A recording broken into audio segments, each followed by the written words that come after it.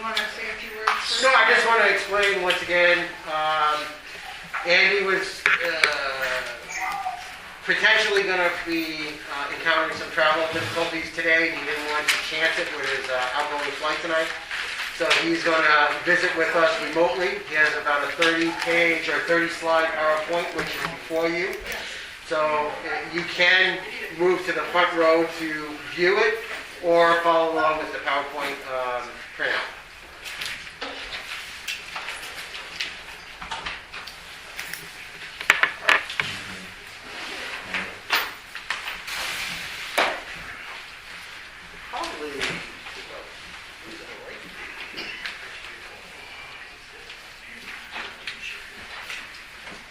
Now we'll all fall asleep for sure.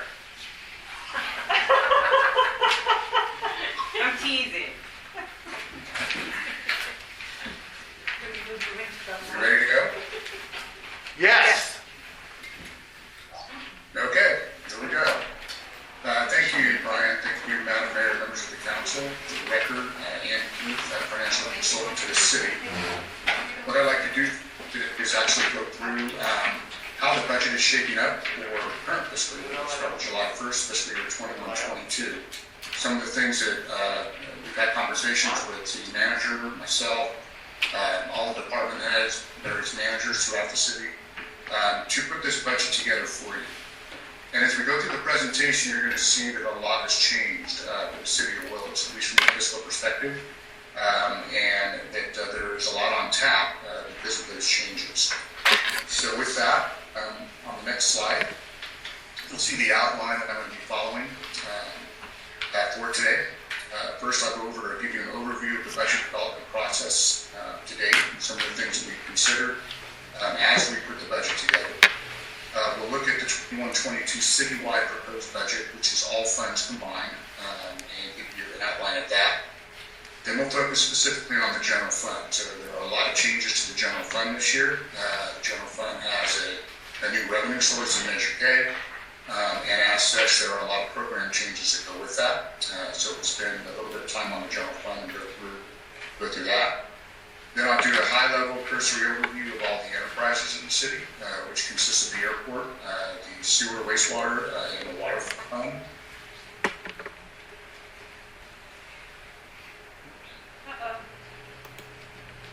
And then very select.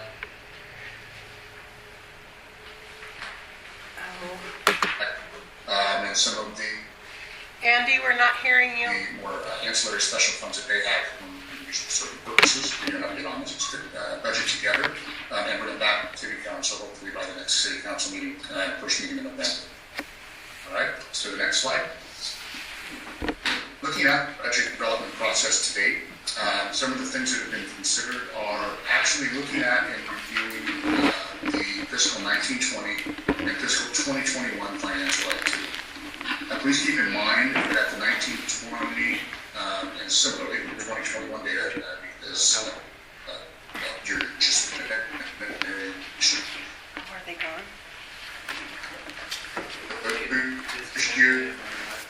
Those are not considered subject to an audit. 19-20. You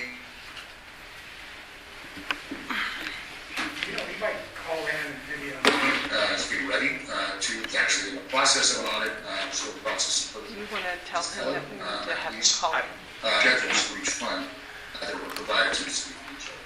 For 2021, there was some extrapolation that had to be done for certain payroll activity, and assumptions were made. But we did the same thing when we did the budget last year for 19-20, and we came very close. So I'm not super concerned that we'll be off by a lot for the fiscal 2021 from the numbers that are presented as part of the financial schedules currently. But just keep in mind that those 2 years are unaudited at this point in time. We also met with department heads, as I mentioned, as required to obtain baseline budget information for fiscal 21-22, which is the year we're in right now. Met with everybody to make sure that we weren't missing any capital projects, any staffing changes that they saw that they might need for the future, and anything else from the supplies and materials perspective as well. We went to management department to determine those staffing requirements, as I mentioned. And then we looked at certain capital and outlay needs that are funded by the enterprise fund specifically because those do have large capital budgets.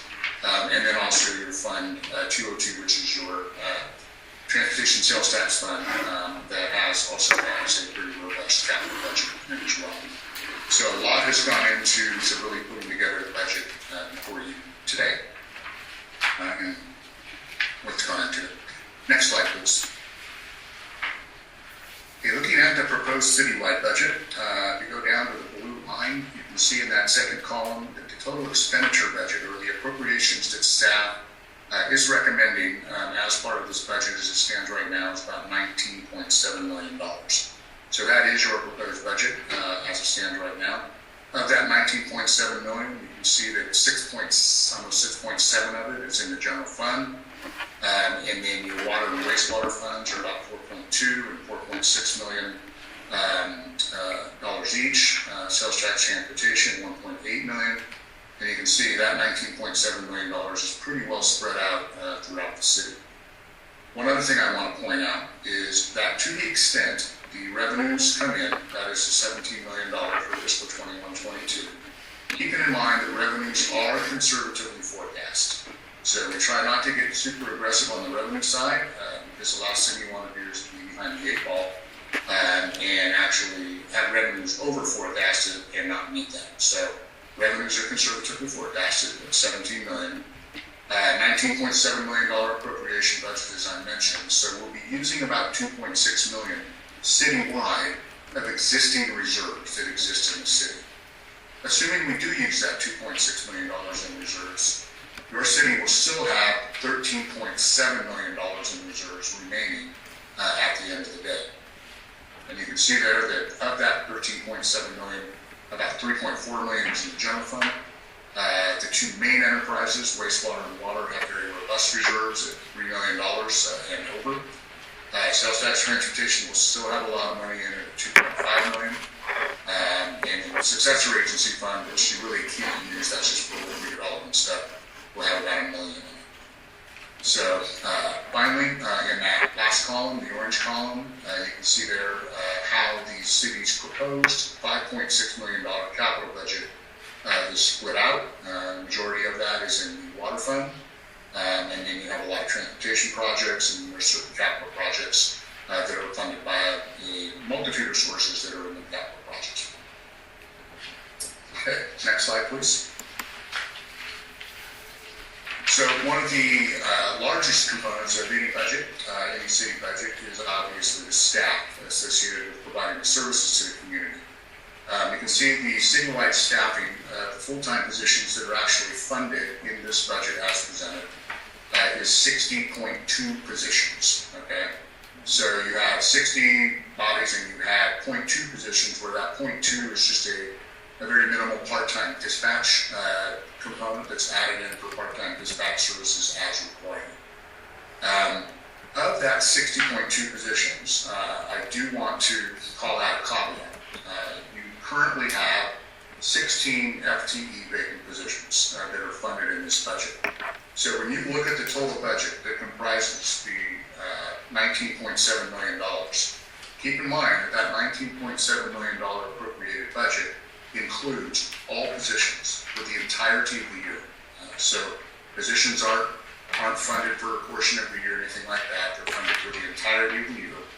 And in that amount, there are currently 16 FTE vacant positions. I put some of the more high-level positions on there that are currently vacant, that have a high dollar cost. You have a finance director that's vacant, senior accountant, associate engineer, assistant city planner. You have a COPS grant officer, a dispatcher, maintenance worker in parks, and then you have 5 operators in both the wastewater and water treatment plant combined. So a lot of vacancies in the city right now, but again, that budget that you're seeing includes the full appropriation for all of those positions. So at the end of the day, I guess what I'm saying is, assuming you start to fill all those positions, you're going to have a savings that has already resulted from the fact that you've gone from July up through the middle part of October, first part of November, without filling those positions. So you already have 4 months of vacancy savings for the majority of these positions. Some of these positions are new. They are positions that are being added to the budget. We'll go through that, but they remain vacant at this point. This budget also includes the parks and swimming pool staff, which are all part-time folks, and or indirectly allocated, are budgeted as well. And then what I want to say also is you have just under 13 positions on an aggregate basis that are indirectly allocated from the general fund to the other funds. So when you look at the general fund, portions of certain positions like the city manager, deputy city manager, the finance department, etc., are actually allocated to other funds. So that one FTE finance director isn't fully charged to the general fund. A portion is allocated to his water fund, and the water fund appropriately so. So out of all the positions, 12.92 are directly allocated from the general fund to other funds, just to mention that. Okay, next slide, please. I mentioned that this budget does include some new positions, and some of the noted staffing changes I wanted to point out were the maintenance worker in the parks department has increased from part-time to full-time. You had a part-time parks maintenance worker built into the budget previously, and that has been changed to full-time. We also have the addition, full-year addition of a school resource officer for the police department. This is a grant-funded position where $60,000 of that total cost is actually going to come back into the city on the revenue, and the revenue is budgeted on the revenue side of the equation. That being said, this position fully loaded cost is about $85,000, I believe, so the general fund is picking up about $25,000 of the full cost of that position, while the grant funds the position for the next couple of years. We have an addition of an operator 2-3 in both the wastewater and the water enterprise funds. So it's been discussed that there's a need for additional operators in each of those enterprises. So we added a position that's currently vacant for both of those enterprises. And then there's some reclassification of positions that have been going on, existing positions that have been reclassed to another title. There's new titles are Assistant Public Works Director, you have an Engineering Technician, Public Works Maintenance Foreman, and then you have an Administrative Services Coordinator, admin person in the city's police department. Those are some of the noted staffing changes. Next slide, please. Moving on, mentioned that the city does have a $5.6 million very robust capital budget in front of it. More than likely, a lot of these capital projects may not get started in the current fiscal year. The goal is to at least start them. But finishing all these capital projects is probably not going to happen. This happens with most capital budgets from city to city. But nonetheless, these are some of the more priority, important projects for the city to consider in the current fiscal year. You can see the general fund has $145,000 directly appropriated for capital. For some engineering equipment, some parks equipment, some fountain repairs, and some ball field paving. The airport fund, $191,000. There's a new FAA entitlement project, AIP project for, a runway rehab again. You have the wastewater fund, which has a plethora of projects, $964,000 worth. That are noted there. Similarly, the water fund has just over $2 million in projects that are also noted. Transportation fund, $1.2 million. Some of the larger projects include the annual striping, the West Mendocino Avenue, the Blotzer rehabilitation, and California Penn projects. Police vehicle lease, and then our narcotics forfeiture fund, which is one of those special police funds that can be used for police purposes. And then your capital projects fund has within it PSPS resiliency project, which should be for like a generator or something like that. That money has already been received and is sitting in that fund. You also have an annual pavement project, ATP rail, urban forest management, some flood mapping, and the addition of a financial system upgrade that actually will be considered by the city in the current fiscal year. Next slide, please. Now we'll shift over to the city's general fund. Before talking about the 21-22 budget, the budget that's being considered, I wanted to give you kind of an update on where We're likely to end up, once the 2021 budget is, actuals are computed and calculated out. So you can see here that when we last came back to the council with a budgetary item, that was at mid-year. You can see the fiscal 2021 mid-year numbers for the general fund were about 5.3 million in revenue and 5.6 million in expenditures, likely to incur about a $300,000 use of fund balance for the year. Keep in mind that when we brought back the mid-year, we were right in the middle of COVID, and there was so much going on that it was very difficult to project exactly how much revenue we would end up receiving, particularly due to sales tax and the collections of sales tax and TOT particularly. So as you can see in the second column there, the fiscal 2021 preliminary, and that's where we stand right now. You can see that instead of collecting 5.3 million as originally projected, the city's likely to collect just over $6 million, okay? And this is money that has hit the bank. So this money is in the bank. It has been received.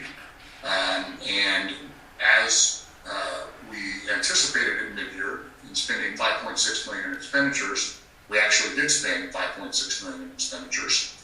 But instead of having a $311,000 deficit for 2021, the city's likely to incur about a $450,000 surplus. All of that change is in the revenue side. So when you look at the revenue side and exactly what happened, why did the city get $750,000 more in revenue than anticipated at mid-year?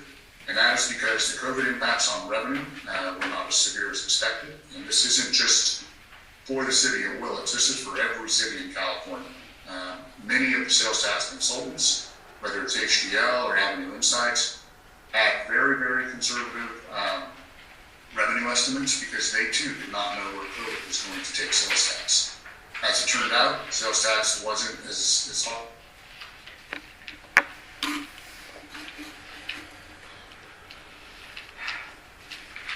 Just when you get to the good part.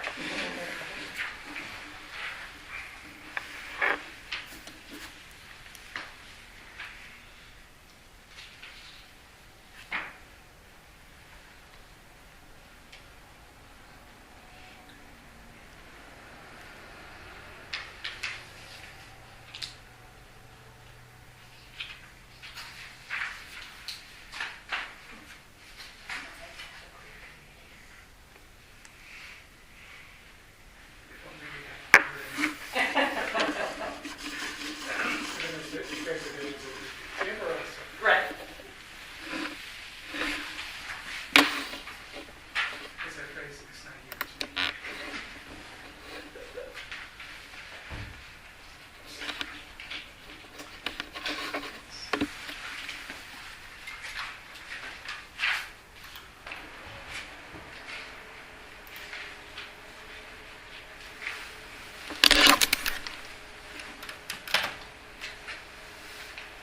Andy? Did you lose me?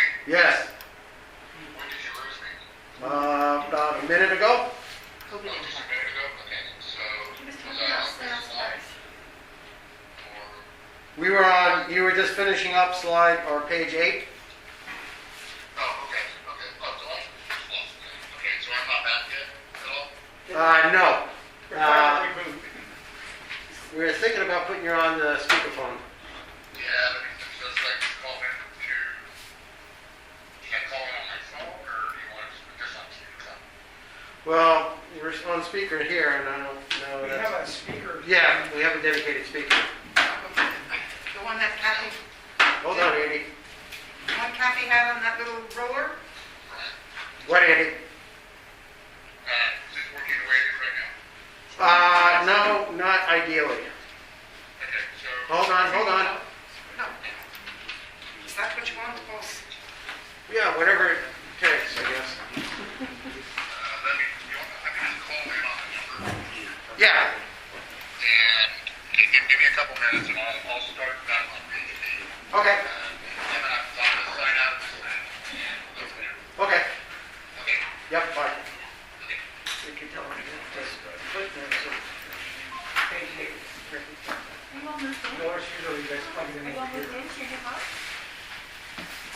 We walked by their old house last night, it's all lit up and everything, we got lights out, but nobody's there, right? Water, wastewater. We wanted to look like someone. Yeah, I know, I'll look it up. Yeah. How about Yeah, that? there's a house. If it's not listening, Are you gonna keep it? Jim's departure Are you either. going to? Yeah. It's, my dad, I'm going to pick him up on today. Fly there November 6th and pack him up. Seems like a lot. I'll bring him back out. I still have to clean out some closets and shampoo the carpet and wash the walls. You know that kind of stuff. Martine's got to get his last car. Chris got that. Who did you buy the other one? Who did we buy it from? Yeah. Um, I lost track of who the owner was. It was Hopkins. it's Hopkins. Okay. Yeah, Valley. I don't know how to work it. No, Yeah. North Stina, Passway, right? you want to use that No, they instead? moved to Arizona. I'm gonna try that one first. Then we spent 3 That's weeks what he's doing. remodeling and getting it all ready. And Well, that's we're what still it is. doing it. We're on it.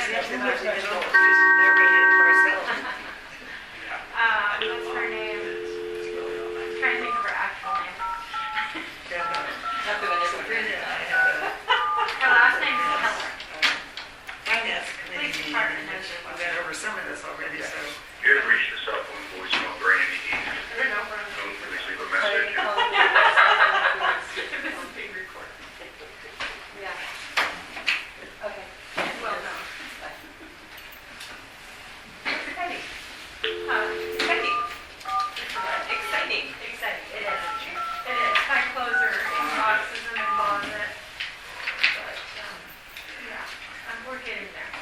Soccer season just ended yesterday, so now I can get it. When I get off work, I can go home this week. Pretty good. Yep. Oh, that sounds good. Okay, good deal. All right. If for some reason this gets disconnected when I call, you can just text me on my phone. So Okay. I'll try to get through. So I'm gonna start with slide 8 again. We're pretty much done on 8 there, we were just talking about the revenue. Yeah, I was talking about Brett. Okay. So as you can see on slide 8, the revenue did come in about $750,000 more than anticipated for fiscal 2021, the year just finished. Most of that is because of sales tax and the lack of impact that COVID had on sales tax, not just rules, but everywhere in the state. Measure K also came in higher than expected because sales tax was not as impacted. GOT also came in higher than expected, and then cannabis taxes, which were conservatively forecast for fiscal 2021, also came in significantly higher than forecast. So, what you're going to end up with is about $450,000 that is in the bank for fiscal 2021 in the year just finished. So, preliminary actually for 2021 looked pretty good. Going to the next slide number 9. So this is your proposed budget in the general fund for fiscal 21-22, the current fiscal year. In that first column, you see what I just went over, which is the preliminary numbers, where we actually have a $450,000 surplus from last year. This year, you can see that the proposed budget has revenues at just over $800,000 higher at $6.9 million. And expenditures are about $1 million higher. That should actually be 6, not 5, 6. Yeah, not that high. Take off that first line. So 6.684 million is what it should be, just over $1 million higher. Looking at the proposed budget, you can see that we're forecasting about a $226,000 surplus for the current fiscal year. And that is mainly due to the fact that you have a lot more Measure K coming in this year. And instead of 1 quarter, you can actually get 4 quarters of Measure K. Property tax was anticipated at about 2.7% growth. And then on the expenditure side, that extra $1 million in expenditures, keep in mind, that number does not include any vacancies. So it assumes that all those positions, including the ones I went over, that were vacant, are filled for the entirety of the year. We know that's not going to be the case. So you're already not going to have an increase of $1 million in expenditures. It's going to be something less than that. But We want to show the budget at a base budget on what it would look like for a full fiscal year, which is why you see what the information before you the way it is. On the next slide, you can see some of the things that are actually built into the expenditure side that have changed or gone up in the general fund specifically. Some of those expenditures include any authorized or approved salary increases. Those are all built into the budget. So only what the council has approved is built in. There's no speculation on what salary increases might be for the future that are built into the budget. Insurance costs also go up by about $40,000, which isn't a lot, comparatively speaking, compared to some of the other cities I've seen. But nonetheless, insurance costs have gone up. This is mainly for workers' comp and general liability. Your legal budget is being put back at the base level, so it's increased back up to its base level, which is $23,000 more. The SRO police officer position is in the budget for the full fiscal year. You have GIS costs and on-call consulting for planning built in, an additional $50,000 there. You have an iWork platform and Geotech third-party review for the building department, and another $25,000 there. AutoCAD and GIS Rover for engineering is added, $32,000 there. Fountain repairs, tree trimming, and paving for the parks is $85,000. Your calipers unfunded liability costs. It increases year over year by about $141,000. So one of the things that I had mentioned to the Finance Committee last week is that we should really look at potentially positioning the city for looking at how that UAL, that unfunded liability, might be paid for in the future, whether or not it might make sense to do some sort of financing for that to keep that budgetary increase lower or static for what's owed. So there's lots of alternatives out there. So that might be coming back to the council at some point in time in the future. And then, of course, in the general fund, there is an allocation for the new financial system of $50,000. And that allocation is also another $50,000 split between the water and sewer fund as well, recognizing that the new financial system serves all city funds, and water and sewer make up a big portion of the fiscal activity in the city. So those are some of the noted changes in the general fund. And the rationale for that $1 million increase. But we keep in mind that most of that $1 million increase from actuals for last year versus budgets for this year is because there's no vacancy savings built in at all. Next slide, slide 11. This just shows you the breakdown of the revenue base for the city. So it's a $6.9 million revenue budget. And you can see the majority of that budget is in taxes, just over $5 million. Then you have a small amount that comes from different areas in the city, overhead, other government services, fines and forfeitures, etc. So, taxes do represent 73% of the entire revenue budget of the general fund, and sales tax is the largest at 26% of that total budget. Okay. On the next slide, you can see that tax portion of that previous pie chart. We can add into a pie chart in and of itself. So we do have just over $5 million in taxes in the general fund. You can see that of that $5 million, sales tax does represent the largest component of that, $1.8 million, and then Measure K at $1.25 million represents the second largest, that's 25%, and then property tax at 22%. So Measure K is a sales tax. So essentially you receive about 61% of your entire budget in the general fund from sales tax related items. Next slide is the appropriation breakdown. On slide 13, it shows you where all of the expenditures, the $6.6 million in expenditures, are allocated in the current budget, more in the proposed budget for you. You can see that police, which makes up 40% of the entire appropriation budget, is $2.6 million. And then all your other departments are much smaller pieces of the pie, with the two largest ones being the CalPERS UAL for $731,000 in the general fund, and then the planning code enforcement and building department at $506,000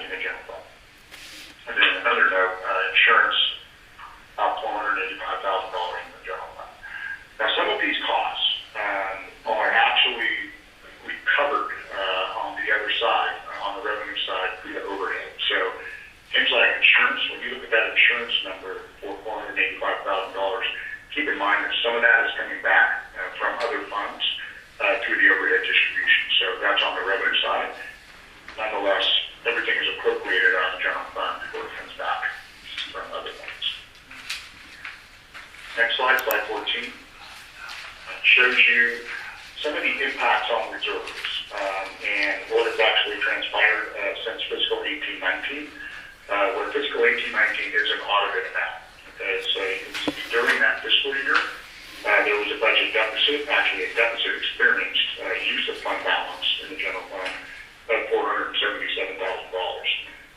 That left the reserve at about $2.4 million, which represented 46.7% of all general fund expenditures that year. Rolling those numbers out, and the numbers that you've seen in slides that we just went over, the preliminary actual for surplus for fiscal 1920, 293. The reserve amount will be $2.7 million with 54.6% of expenditures covered.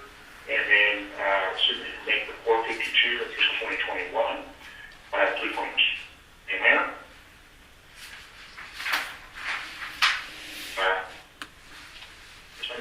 226, it's likely to transpire under the given budget scenario for 21-22. Two reserves will have 3.4 million or 51.5% of the expenditure. That percentage goes down just because the expenditure base goes up by that large amount for fiscal 21-22. But nonetheless, you'll still have over 50% of your expenditures covered in fund balance reserves, which is a very prudent number. Okay, moving on to slide 15. What I've done is I've just taken all of the departments in the general fund and rolled them up into certain categorical slides, just to kind of give the council a snapshot of where expenditures have come, fiscal 18-19, 19-20, and 2021, versus what the proposed budget is in 21-22. So you can see on this slide, it's the city council budget. I have $175,000 appropriated in fiscal 21-22. Some of the expenditure increases there include costs for video meetings and music in the park, and then your training budget was increased back up with hopefully the COVID impacts on training and the ability to go to training waning soon so that we can get back to training. On the next slide, slide 16. Calling this the administration budget. This will include the administration itself, insurance premiums, legal, the election department, and then also information technology. You can see that budget is fairly static when you compare it to what is anticipated to be spent in fiscal 2021 at $912,000. It only goes up to $936. The biggest increase in this budget is going to be the insurance premiums, where you have a $40,000 increase in insurance premiums. And then, of course, the legal and then some of the other budgets come down a little bit. So, not a whole lot of change going on in administration. The next slide is the finance department in and of itself. You can see there the vacant positions of the finance department. Of those 4 allocated positions, 2 of those positions are vacant. The finance director and senior accountant. 2 very necessary positions for the city. In fiscal 2021, we anticipate spending $232,000, and then that comes back up to $279,000 for fiscal 21-22. That increase includes cost allocation for RGS, the current consultant helping you with payroll activities and some other financial activities, and then of course it includes full staffing for the year. Keep in mind that actually all of the finance positions, all 4 of them, actually take a portion of their position and allocate it to other funds as well. So that's why you see the finance department cost in the general fund as low as it is at $279,000. Okay, next slide, human resources. Just 1 position in human resources. That position is filled. And then we have a $295,000 appropriation budget for human resources, down a little bit from fiscal 2021, only because there was a lot of legal activity and legal charges in fiscal 2021 that are not anticipated for 21-22. Everything else is fairly static. Next slide, you see community development and planning. 5 positions in that budget. You can see that the total appropriation for planning, code enforcement, cannabis compliance, and building and safety combined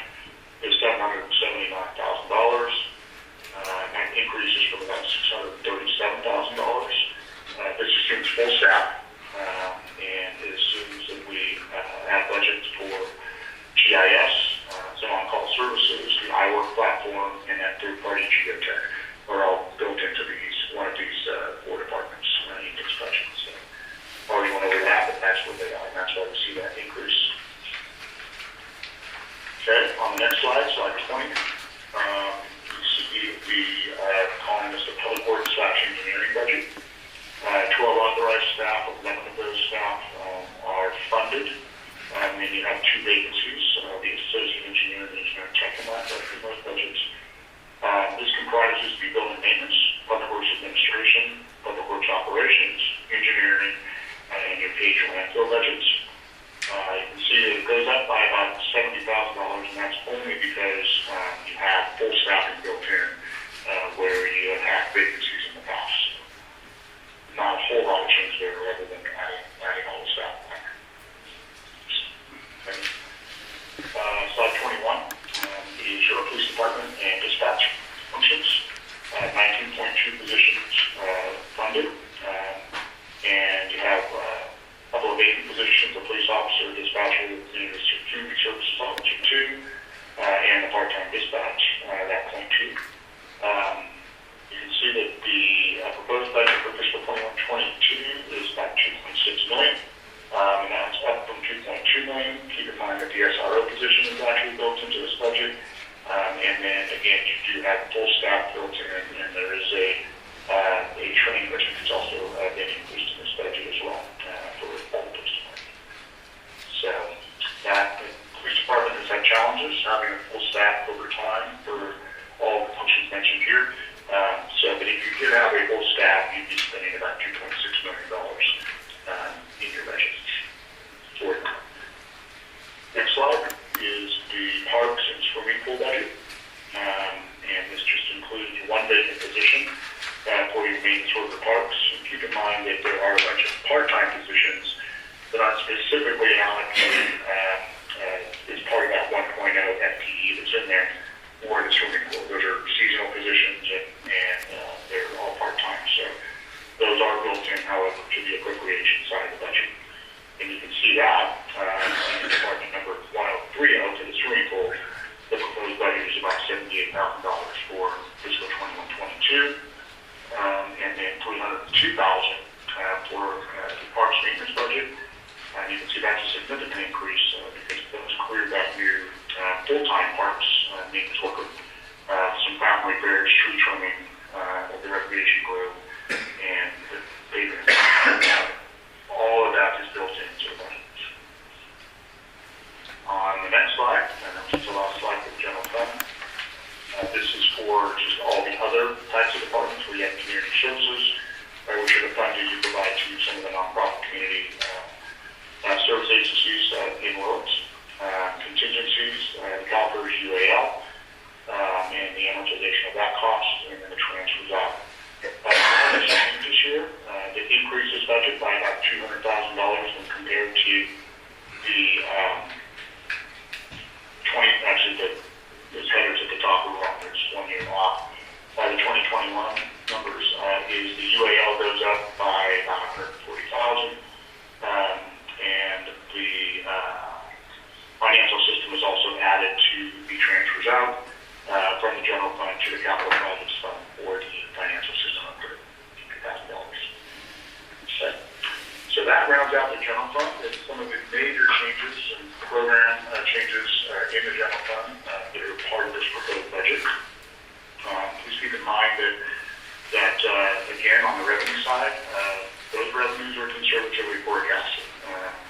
It's very likely that your revenues will come in a little bit higher to the extent this economy keeps doing what it's doing. The sales tax just keeps rolling in. So we'll wait and see, just have to watch it. But definitely we'll come back and meet you and update that for you and let you know exactly where we're at. Okay, moving on to slide 24, which is the airport fund. And I'll go through these fairly quickly, these enterprise funds. You can see that the 21-22 proposed budget is $308,000 in revenue, offset by $310,000 in expenditures, so essentially a balanced budget from a revenue expenditure perspective. And at the end of the day, you'll have about $136,000 left in fund balance to the extent you do spend the 310,000 and bringing it to 308. Some of the notes there, the city did receive some funds from the Department of Forestry related to the fire staging earlier this year, earlier last year. In fiscal 2021, that money did come in, and this is the bank at $74,500. There's also some CARES Act money that's expected to be received in the current fiscal year, $30,000 there. And that can be used pretty much for any operating expenditure. We just need to say what we use for, send it in, and we'll get the check. And then there is, as I mentioned, an AIP project, Airport Improvement Program project, expenditures for $191,000 built in for 21-22, and most of that will be reimbursed by the FAA. On the next slide, in the city's wastewater fund, you see you have a $3.4 million revenue budget, offset by a $4.2 million expenditure budget. That $4.2 million expenditure budget, you can see, is considerably higher than the other years presented, and that is because all the capital is built into that $4.2 million.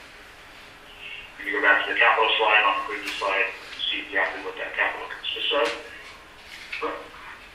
To the extent that all of that capital is completed in fiscal 21-22, we will use about $873,000 in fund balance, and the city will be left with approximately $3.5 million in fund balance in the sewer fund, which is a very prudent amount considering the expenditure budget is about, on a base level, about $3.5 million a year.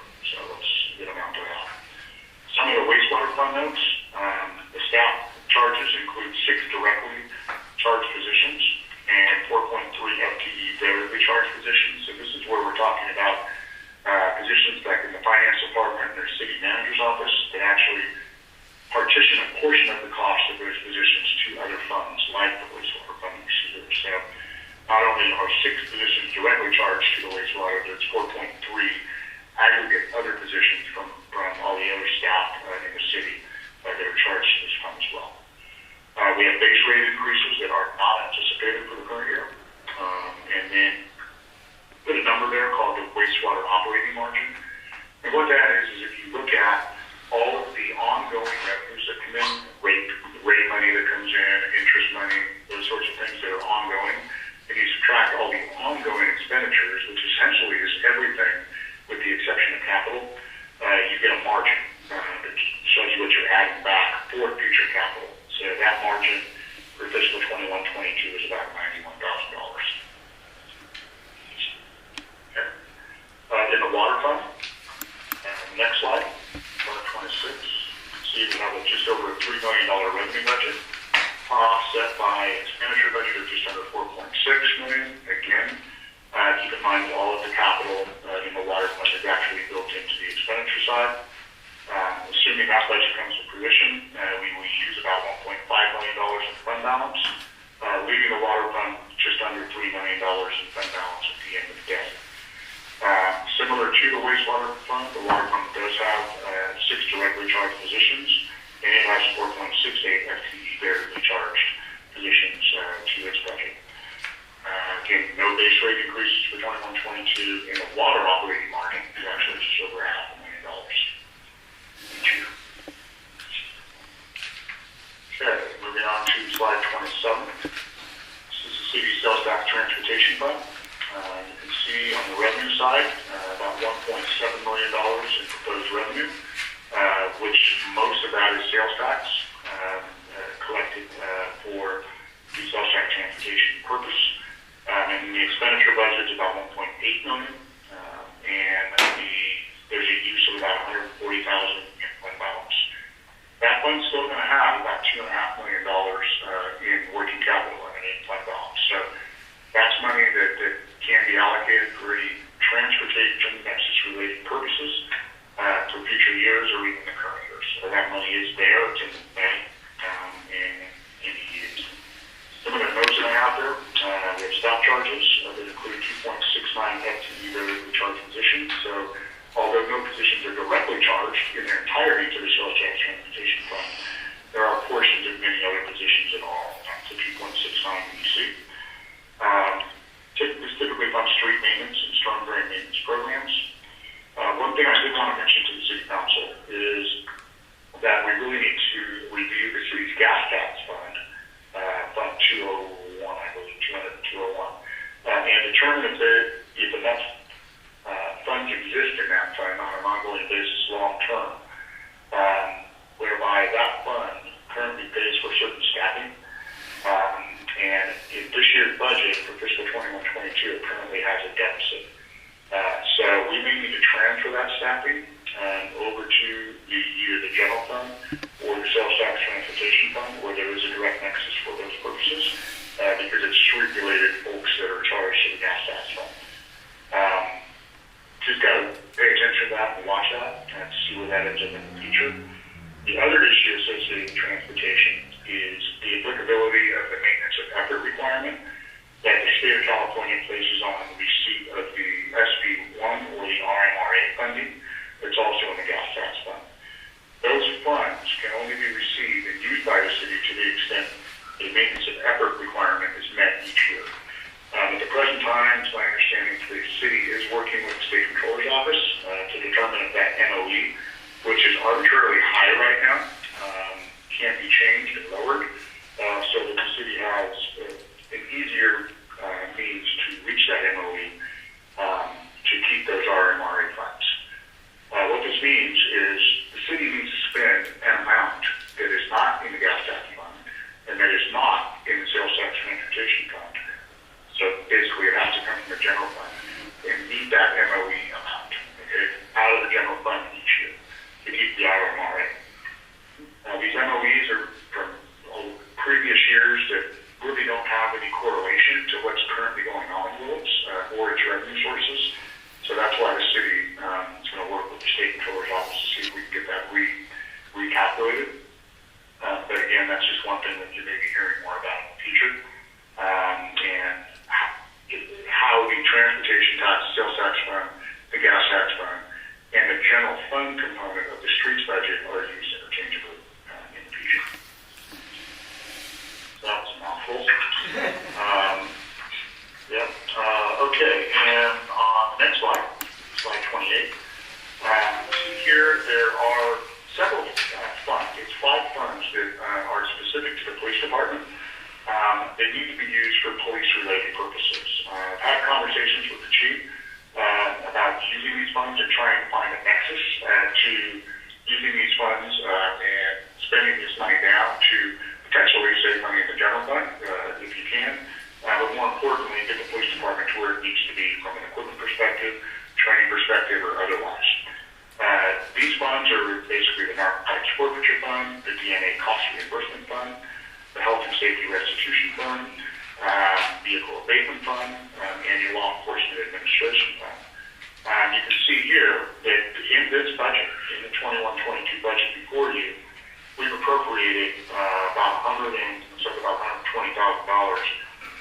in police-related appropriations. So that's a good thing, but just keep in mind that we're looking to really use these funds. They are collected for the purposes that they're collected for, and they can be used. And in the past, they really haven't been used to a great degree, so we're trying to find a way to use those to make them worthwhile expenditures in the city. So that's a good thing. And on the next slide, you can see that I'm pretty much done. So what I've gone over is just giving you, again, a very high-level overview of the more thick document that you also have, where it's just all the proposed budget schedules. Keep in mind that that document will be fleshed out. It'll be updated pursuant to any conversation that comes out of this budget workshop and some of the direction from the council. It may be updated with additional staff requests, but nonetheless, there'll be additional schedules built into this, and you'll have a more formal budget document when you consider it at your council meeting in November. Just wanted to make sure that the council was aware of that. That schedule is provided to kind of give you an idea of where things are shaping up in the future. But the presentation today was meant to just give you a very high-level overview of everything that's in that thick document and enable you to ask any questions of staff as we move forward. So I will stop there. Thank Thank you very much, Andy. So I think what I would suggest is that we get any questions from council members or questions for Andy, and then from our staff. I guess we don't have any other visitors besides staff. So why don't we start with council members? Anybody have a question for Andy? Yes? Yes. So kind of for the chief and Andy, so for the cops position, it showed it's vacant currently, or is it not vacant? It is currently not vacant. We have Okay. an officer in that position right now. Oh, okay. Right. Yeah, for the council's edification, the vacant positions are taken off of a spreadsheet that I have that includes all of the funded positions and authorized positions and the cost of those as of a certain date. So it's very likely that if something's happened over the last 3 weeks to a month for certain positions, that some of the vacant positions may be filled at this point. Great. Other questions from council members? A question for Chief, but not for Andy. Let me ask that. I guess any questions now is fine. Okay, I had a question in regards to slide 21 for dispatch. I was looking at the 18-19 versus 21-22, and I know that there's been a significant increase in calls. Would that attribute to the rapidly increasing cost of dispatch, or are there other elements that have made that price tag go up? I was just Well, curious.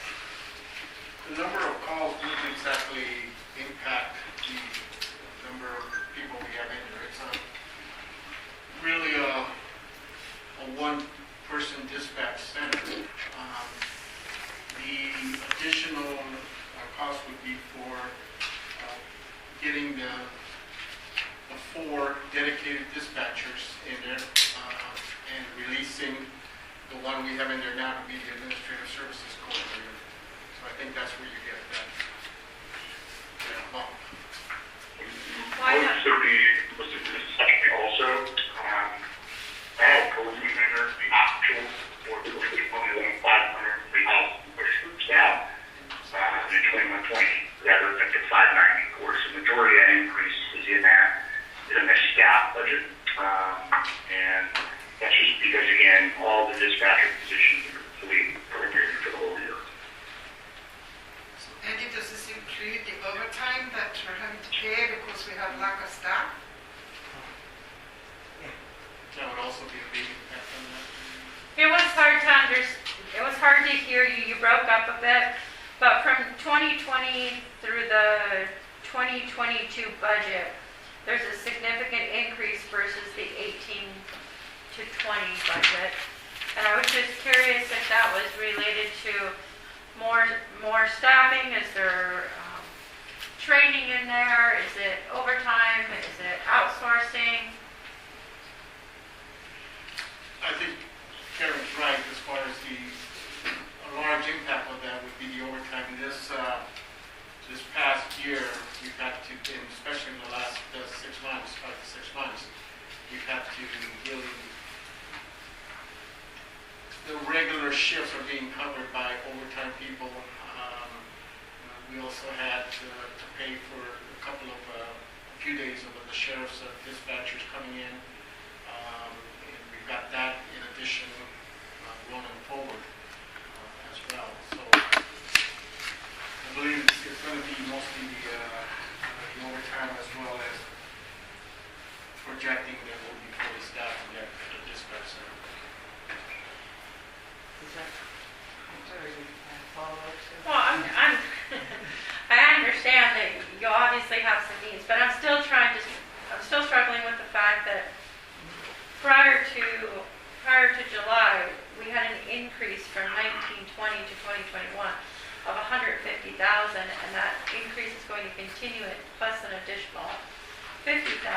So that just seems like a pretty steep climb in comparison to the cost of other things that have gone up, and I'm wondering what we can do to bring that back into an alignment with what we were spending in 2018 if our needs were in fact being met in 2018. If our needs weren't being met, then that's what, I guess that's what I'm looking for. Like, what did it look like in 2018? What were we missing then that we now have so that I can understand? Okay, go ahead. We had 4 dispatchers in 18. We had more dispatchers in 18? We had 4 dispatchers in 2018.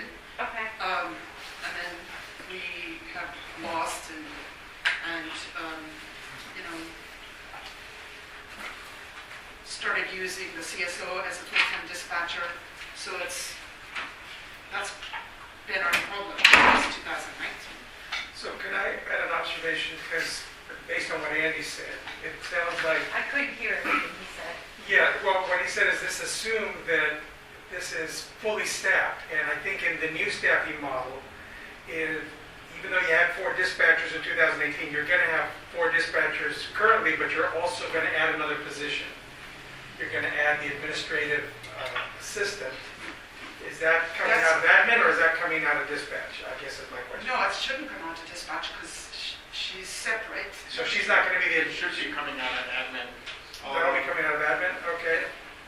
So basically you had 4 in 2018 and you have 4 in 2022, which with, does that include salary increases in addition to? It's going to, yeah, because, I mean, But isn't it? the new one has just been negotiated for them as well. But that's still a big jump. And But then- didn't we also have the CSO? Didn't we also have the CSO in the dispatch? Well, the CSO should have been in field operations in the past. In the past, yeah. Yeah, so I don't know, do you have the It's supposed to CSO in dispatch yet?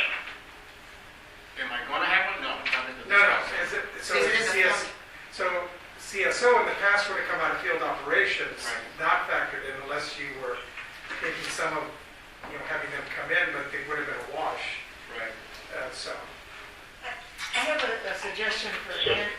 I can respond to that too. So Okay. in the dispatch budget, you have police dispatch. I'm just going to go through the positions that are there. There's 1, 2, 3, 4, 5, 6, 7 positions total that include the police dispatcher, community services officer 2, the dispatch center supervisor, a dispatcher, administrative services coordinator, another police dispatcher, and the .2 police dispatcher. So there's 3.2 police dispatchers, a supervisor for the dispatch, a administrative services coordinator, and the community services officer 2.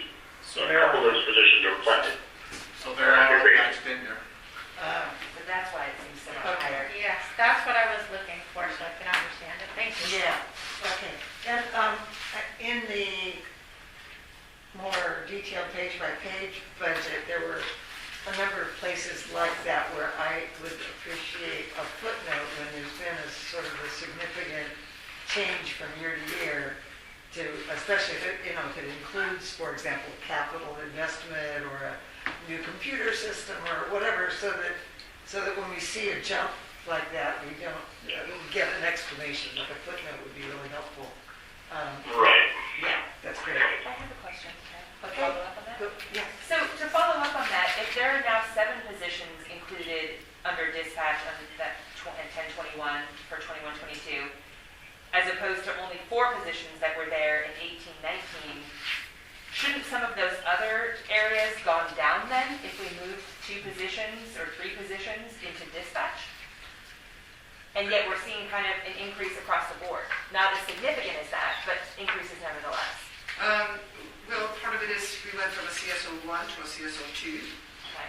So and then the admin position, Was newly created. It wasn't in the previous budget. correct. Okay. And then we also created a dispatch center supervisor in 19, I think. Okay. Okay. Thank you. That makes sense. So we're really 3 short in the dispatch area. We're 2 full-time dispatchers and the CSO. Also, another clarification on that. So this number for 21-22 includes all the vacant positions being filled for the entire year, plus the and plus the contracting out to the sheriff's office that's already taken place this fiscal year. So in a way, it's sort of double counting, because we wouldn't have had to do that if we had the full staffing. But it potentially, to be conservative, includes both full staffing and contracting out. So that accounts So- for that. Essentially, what you need, and Andy explained at the beginning, is that this budget is the worst case scenario. That everything that was put into the budget is fully funded. Right. So, yes, they'll potentially, and we're nearly, by the time this budget gets adopted, we're going to be nearly a year into the fiscal, or, excuse me, halfway through the fiscal year. So there will be savings. Yes. Yep. Okay, great. Other questions from council members? One more. We have the money from the park well. Is that in the general budget? Yes. So that money's already included in there. So when we Yes. say that we have, we took an X number of dollars and we have this earmark aside, we really don't, because it is part of the general fund. It is in the general fund, quoted as revenue. Okay, I had a question for Andy, and that was, I think, around page 20. Yeah, your explanation of the wastewater and water operating margin didn't, I guess it's just a little over my head. I don't quite. So all I'm trying to point out there is, any enterprise fund, like the wastewater fund or the water fund or the airport fund, typically, and should always pay for their own selves. Okay, they're essentially, this is entities in and of themselves. So all the revenues that are generated in those funds can only be used for purposes in those funds, wastewater, water, or airport purposes. What I'd like to do from time to time is show you what the operating margin is, meaning that if you're bringing in ongoing revenues, for example, in wastewater and water, it would be rates, and any interest you earn on those rates, and maybe some other user charges that come in on an ongoing basis. You have to spend those monies on certain purposes to keep everything intact, whether it's your distribution system, your collection system, operations of the plants, etc. Those are ongoing expenditures. Once you do the math and you subtract the ongoing expenditures from the ongoing revenues, hopefully your number is positive, because that means you have a sustainable business entity, and more importantly, you're able to fund future capital. And typically for wastewater and water, if you don't get grants and things like that, the only mechanism you have to fund capital is that margin itself. So that's what that margin is intended to do. It's intended to show, on an average, how much you're putting back into the budget for future capital. Is that annual, on an annual basis? And yes. Yes? Okay. But in a sense, that's also what your change in fund balance and then the ending working capital will give you that. Yeah, and those are two different numbers, because the change in fund balance in any given year is going to include how much you spend on capital, Okay. to the extent that you do. And that's typically what most fund balances in enterprises are used for, is for capital purposes, Well, I to still, increase the viability of that enterprise. I guess I still don't quite get it. If the expenditures in a year with no capital expenditures, if there were no capital expenditures and you're just maintaining the system and collecting the revenue, for the wastewater fund, you're saying we would be Then it would be equal. Then your operating margin would equal what you're putting back in the fund balance. That's right. and that's what the 91,000 for wastewater is. Seems really low, but that's okay. It is low, and that's because you added a position into that budget, and there's a lot of ongoing expenditures that you don't find in your wastewater budget, Okay. or in your water budget. I'm sorry. Okay, well, that's good.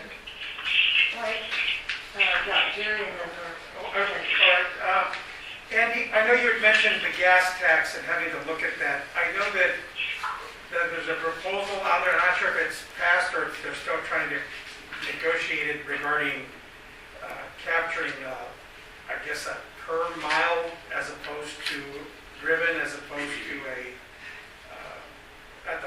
so to speak. Do you know if that's, how close that is on the state level? Yeah, I think I've heard about it as much as you, council member, and it's been out there. It's been out there for a couple of years. You know, as the amount of fuel sold, in pure gasoline, diesel, etc., those now supposedly in future years, more electrical cars and other alternative vehicle cars are created. Then we have to wait and see exactly how that impacts gas tax, because gas tax will go down significantly. And the state's got a pretty robust road program and fund cities with some of those monies to do their road programs, and they'll have to think about doing something. So I know that mild proposal's out there. I just haven't seen anything come to fruition yet. Oh, okay, so that's not, in this budget, that's not gonna matter at this point, so. No, Okay. no. All right, go ahead. Hi, Andy, this is Greta. This is sort of a philosophical question, I guess. You mentioned in in your discussion of wastewater and the water funds that the expenditures are high because we have all of the capital built into the budget. Right. There's a presumption that we will get all that done in a given year, but we all kind of know that we can't get all that done in a given year. So the question is, why do we load the budget with those things that we know we can't accomplish? I mean, I know it's a good idea to have a placeholder so that we can all be moving in the same direction, know that we have the intent to do those things, but wouldn't it be more realistic for the general public to just say, this is what we're going to accomplish and this is what it costs?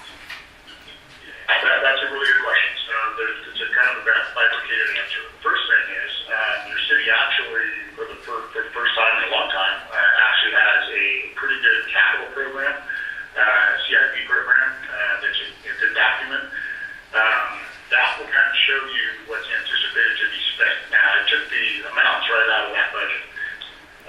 The other reason that you really want to show exactly what the appropriation is because sometimes it's hard to gauge exactly what is going to be spent from year to year and what you're able to start. What staff tries to get away from is how do you come back to the council time and time again to increase appropriation budgets where it might be short. If you anticipate you're only going to spend $100,000 out of a $400,000 project, and you actually end up spending $150,000, we have to come back to the council to get that other $50,000 to get that appropriated legally. So what the capital budget, the way it's presented, does is it shows you what the maximum that could be spent is in terms of how much that whole project would cost. And even though we may not spend all that, at least we're showing you what it might cost. And to the extent we are able to do that project, we will have the full appropriation, and we just have to report back to you, once the project closes out, exactly what transpired. So there's a lot of different ways to account for capital projects. I found this way to be probably the most transparent way in terms of if we were in a perfect world able to accomplish everything we wanted to accomplish from a capital perspective, this is what it would cost and this is what you'd be left with at the end of the day. And that's what this budget is showing you. Okay, thank you. That really helps. I appreciate that. You're welcome. I also have a couple little small questions. Can I do those now? Okay. Quick question about the page 15, the city council expenditures. They've been steadily increasing, and you mentioned that part of that is the cost of video conferencing, things like that during COVID. Is there another reason why they're going up? Because we're not giving ourselves raises, so I'm just curious. Let me look at my pull up that budget detail real quick here in my information. The staff costs are fairly static. They go up a little bit, and it's more than just the staff that's included. There's other roll-up costs associated with paying a city council member. And let's see, the video council meetings, codification, filing system, photos, etc. That budget is set at $8,400, 21-22, and we only spent $36.66 in 2021. Music in the park, we spent $63 in 2021.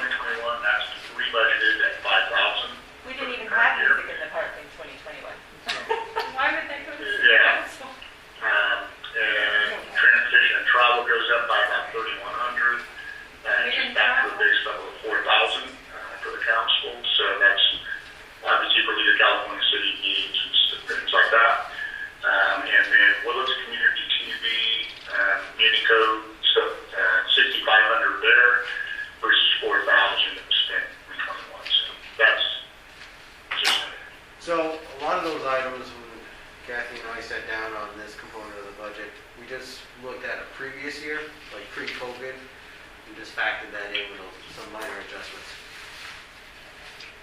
In theory, that COVID would eventually go away and you could be back to your, 18, 19, 1920 procedures. Gotcha. Okay. Let's see. About page 18, human resources. So you mentioned that the expenditures were high for 2021 because of legal costs, and we're not anticipated to have quite so much of that for 21-22. But that still leaves 21-22 budget more than $100,000 over 19-20. And so is there an explanation there? So you're going back to 1920. So staff costs are about 22,000 higher for total staff compensation. The personnel budget includes recruitments. So there's a recruitment budget that's put in for 21-22, given that you have finance director, you have other recruitments that you got to do.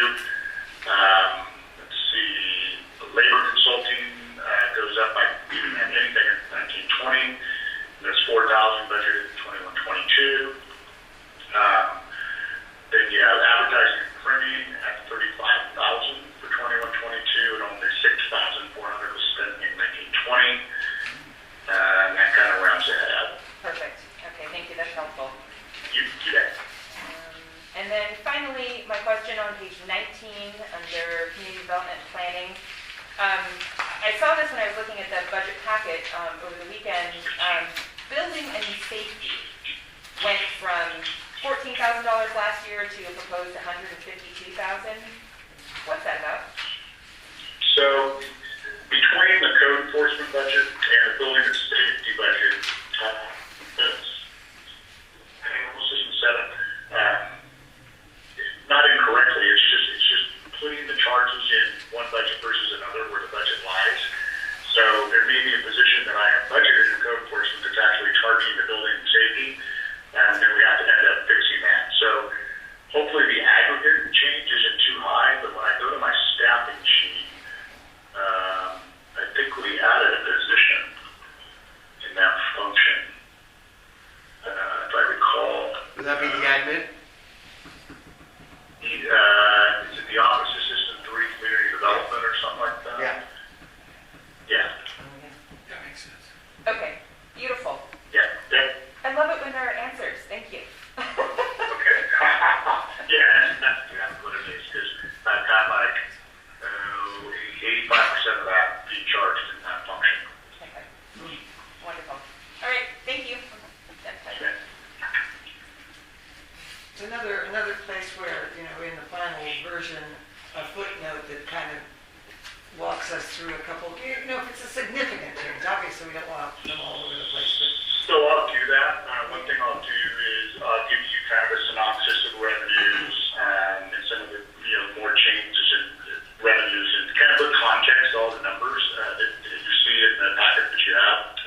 And then more importantly, especially for the general fund, give you an idea of what's changing.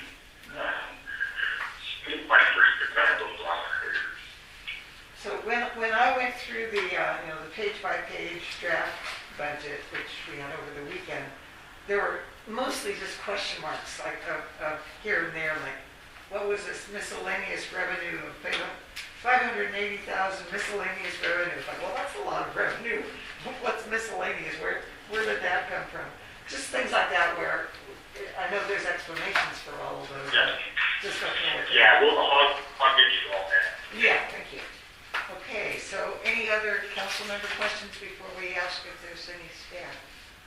Anybody? Okay, staff questions. Anybody need clarifications on anything or add a comment about why your cost went up or what? I'm sure one of them would love to say, we want to reduce our budget request by 20%.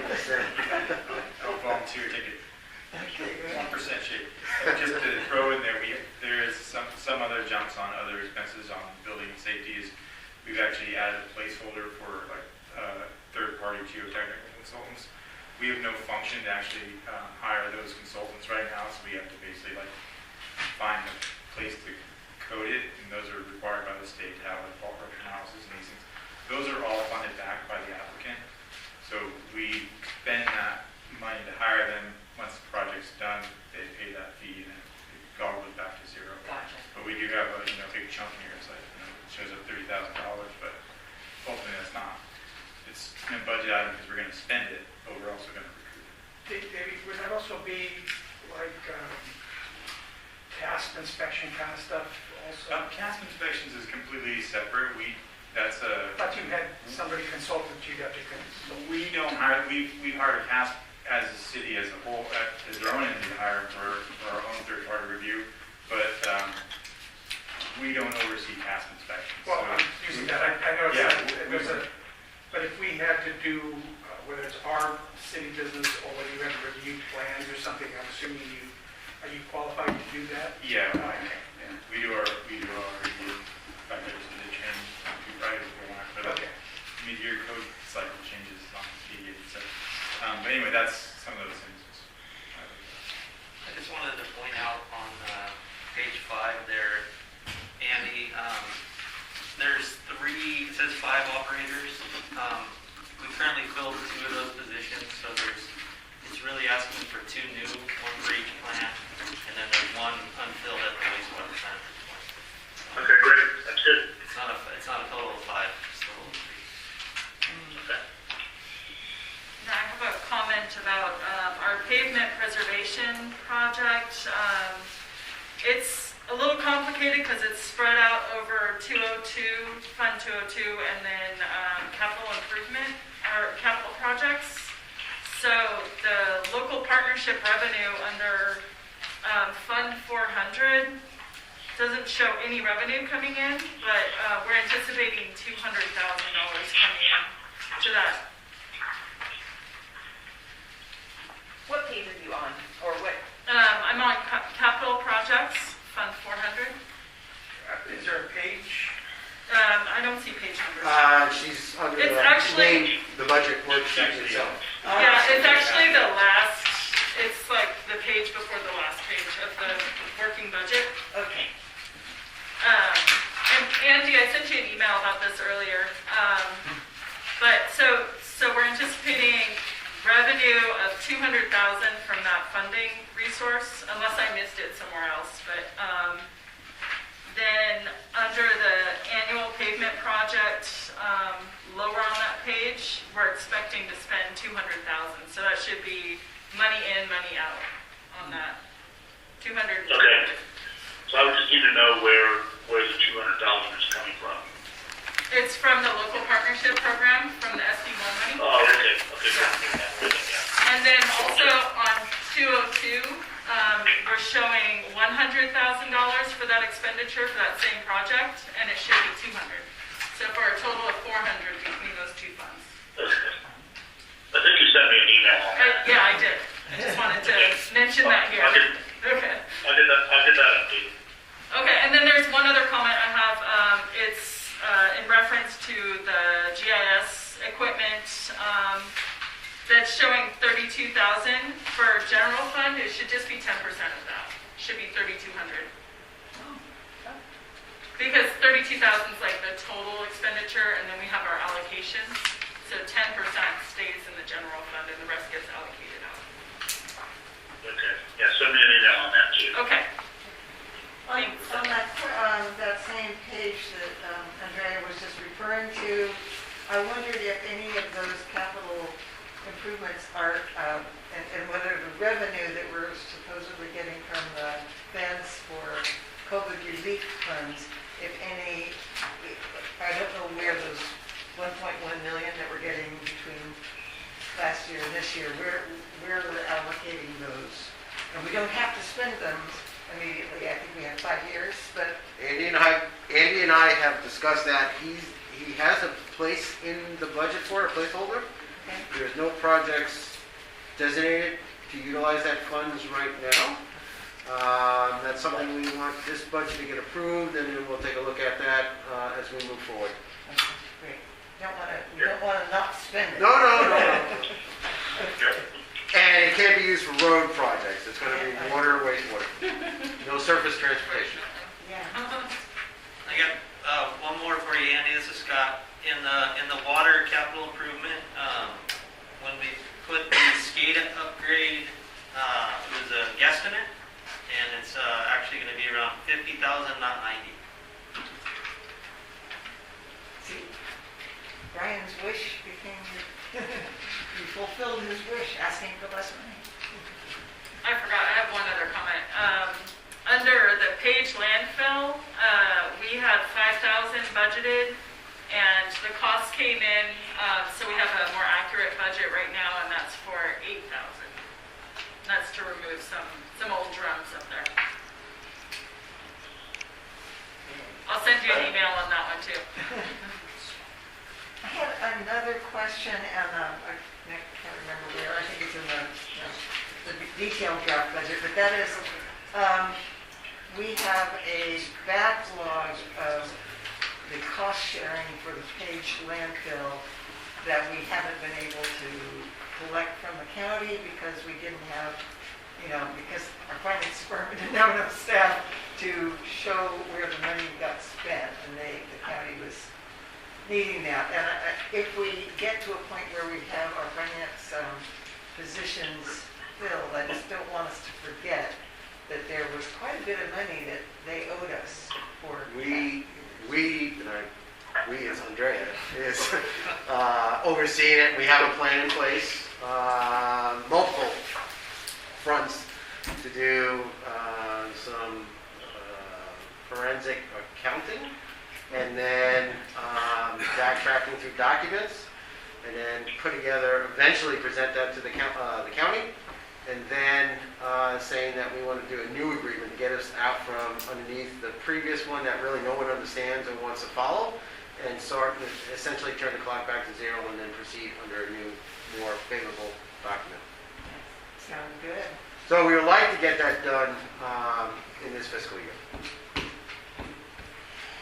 This is Karen, Andy. I'd like to talk about HR.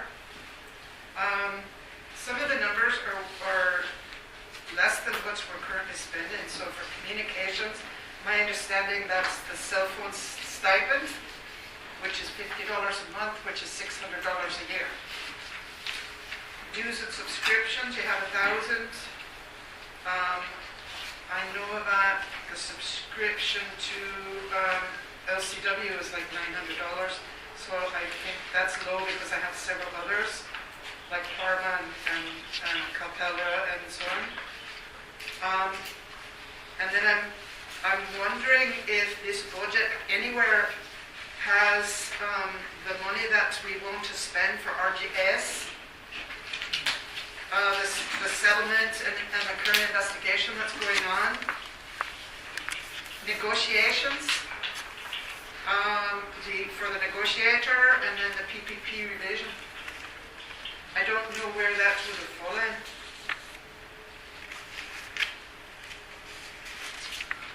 Don't think they're in there right now as specified. Lose him? Andy? What's the question? Are you there? We had a question on HR expenditures. So, What I'm saying is you have on there in the detailed, you have $250 for communications. Isn't that the cell phone stipend? Which stipends? Cell phones? Communications. It should be built in the personnel services side, yes. So that's my side, right? So that's $600, not $250. I think you said it's built into Yeah, personnel. yeah. So So what I is- treat that as a personnel cost. So what is communications? Sir, what? In the past, that's been used for the cell phone stipend. What is going in there now? Pretty sure it's in there, yeah. can you step up? Yes, I am going to.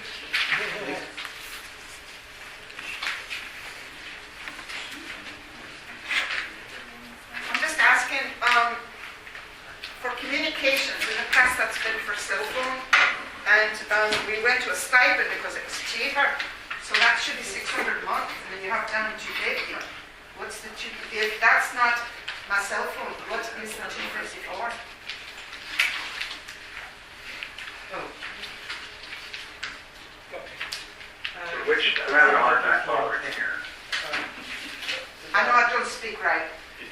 general fund expenditure detail, Andy, Department 1005. Oh, communications, okay. What's communications? I'm not sure what the 250 is specifically. I don't have a note on that. It's just a base amount. Okay, Place marker. well, I was told on ours that that's a prorated of our phone bill, like our office phones. you were told that. Okay, in the past it's only been my cell phone. Oh, that's, So, okay, and then for dues and subscriptions, you have $1,000, but, you know, I have subscriptions to LCW and Parma and Calpelra and so on, so I know it's well over $1,000. And we're not getting reimbursed by REMA for many things anymore. And Okay. I'm wondering, Well, Karen, if you want to change this budget, just submit what it is. I took what I was provided when I put this together. so does this budget include the current litigation, the current investigation, RGS, and whatever else there was? I've forgotten. It's not there. No. Oh, the PPP religion. But we did have a dialogue there and that, so has that just been scratched? I mean, No, it's been out of my budget before. Okay. A lot of the things you just discussed have happened in the gray area between the end of the previous fiscal year and us trying to get this thing together. So put together a list of those expenses and we'll plug them in and go from there. I have a question on Karen, that. he did mention about RGS earlier when he was doing his presentation. He said that the cost information for finance department included RGS. Oh, sweet. Okay. Yeah. I had a question about that same page, so on the human resources detail page, which was the personnel services is obviously that staff. But down below, there's another line item for personnel, and right below that, benefits. And I wondered about those, why those aren't under at the top of the page. Again, it's just a question. And I also wondered where our contract with Murray and Associates should Yeah. show up. Well, I think that was supposed to go under the recruitment, which is the advertising. That's why that's so high. That's where that would go. Well, it's really other contracts, but anyway, I don't. Well, other contracts were something different. Okay, that's what, those are the questions I have about it. What was the 30,000 for personnel and 15,000 for professional services? Maybe that's where. Well, because Benefits. professional personnel is, it can be, it's legal for little things, not like the investigations, and it's also for background investigations, medical, that type of thing, for hiring, pre-employment. Yeah.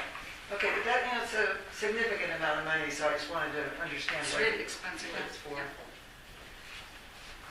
Okay. Are there, oh yeah, go ahead. This is a question for Scott, really. So I was looking at the water fund proposed budget, and I note that the revenues are slowly declining for the water user charges. If you look at the total revenues, they kind of are just, ever so slowly going down. And the expenses are ever so slowly going up. And I know the expenses are loaded with capital. But is there any concern for like a long-term forecast? If people are being more conservative in their water use, do we worry that, we're going to get to a point where we're going to have to raise rates in order to cover the basic cost of maintenance? So, it showed this year that it's gone down quite a bit, and in 22, we only sold 718 acre feet, and we're on track to probably meet that this year too. So that's 100 acre feet of water we're not going to get money for. We have foregone the last two fiscal years of raises or increases due to the substantial amount of reserves. So there are two, I think the top two acres next year. If we want to do that, it's after rate study again every 5 years. You got to do it. I believe it's coming up in 2022.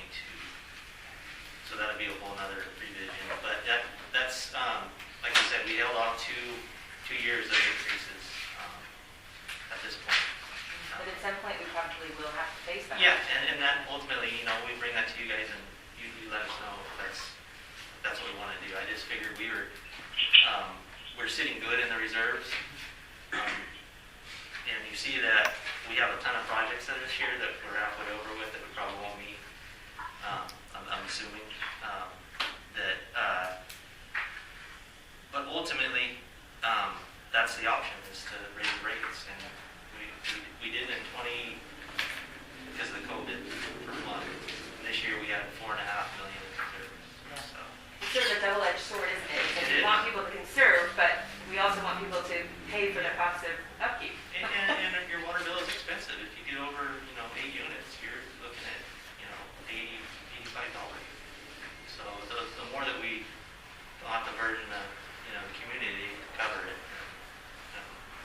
But at the end of the day, the council is going to have to consider it's a service that we provide and should be tied to inflation because, things we receive in our outside lives go up just as well. So and you can see the amount of repairs and upgrades and improvements that are being listed for the next several years listed in the capital improvements line. So there's a pretty thorough roadmap of what the future contains. And that Prop 218 study is based off that CFP, a lot of it. So they project the rates based off of what your future projects are. It's pretty funny, though. Ironic that people howl at how cheaply we're selling the bulk water, and yet if we talk about raising rates for treated water, how expensive the water is. It is. Yeah. Did that answer your question? Yes, thank you. Appreciate that. It is an ironic situation that I guess everybody faces where the same thing is sort of like the power, electric, we want people to conserve, but that means the cost per unit might go up because you still have to do the same distribution system and all that. So it's an yeah, go ahead. Oh, actually, this is, because Karen brought up something, so it used to be when we were part of REMIF, we were paying REMIF these fees, and with that it included things like, I want to say our consortium fees with LCW and all that, so now we're paying for some of that we paid before. And we have to pay for the library that we use. Yeah. And then with that also, I know that being part of REMIF included the cost of the policies and procedures for the police department. Do we now pay for that separately, Chief? Yeah, we do. So we have to pay for that now? Okay. I have a question, this might be to Dusty or to Andy.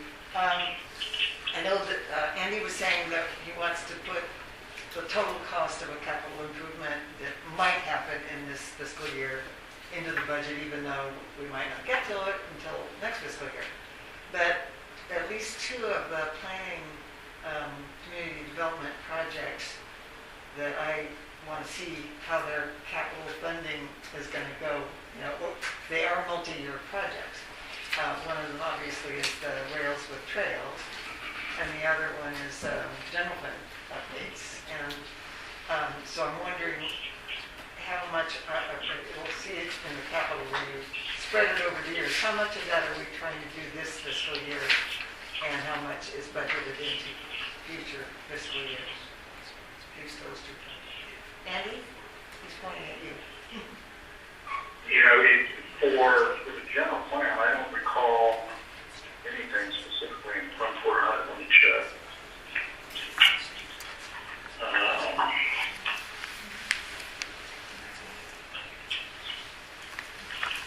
Looking it up. So I'll just speak a little bit while Andy, you're looking up some numbers. So with the rail trail project, maybe it's in the capital improvement plan as well, but we have anticipated phases of that project occurring over the next few years. We do have an understanding of and a budget online with the CTC as far as what we expect to spend on our available grant funds by fiscal year. So If those aren't reported in the budget, we can certainly provide those numbers to Andy so that they are visible and made available within the budget.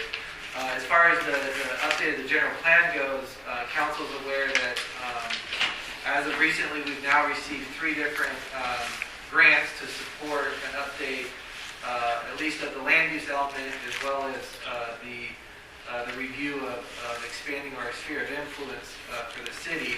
And those are captured in 3 different grants.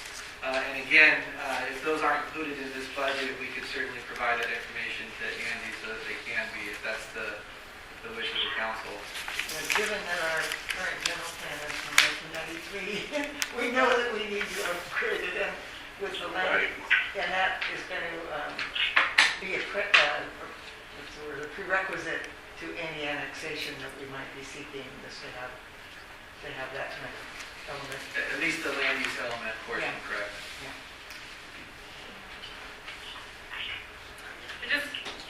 Oh, yes, Andrea.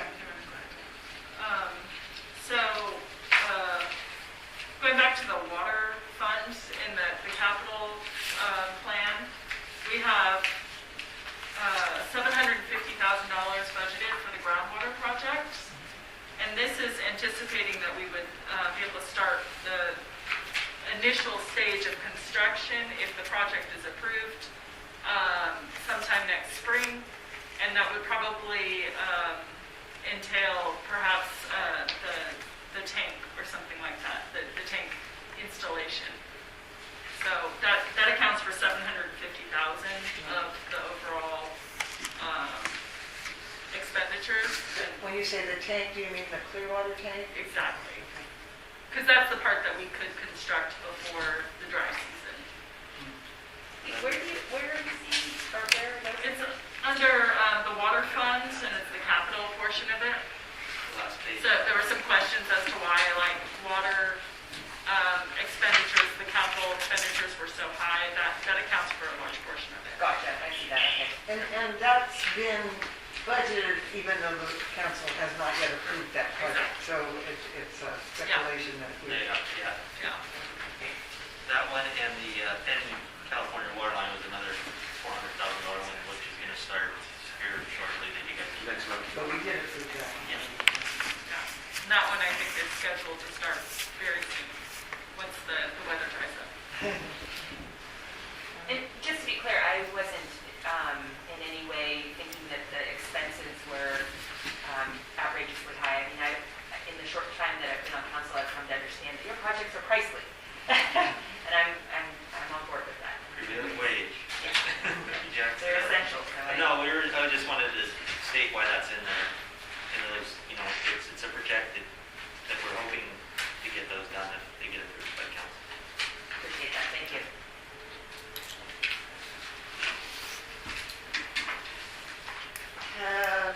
Anybody have any additional information that they want to clarify or comment on? So I do have one comment. So on page 4 of the slides,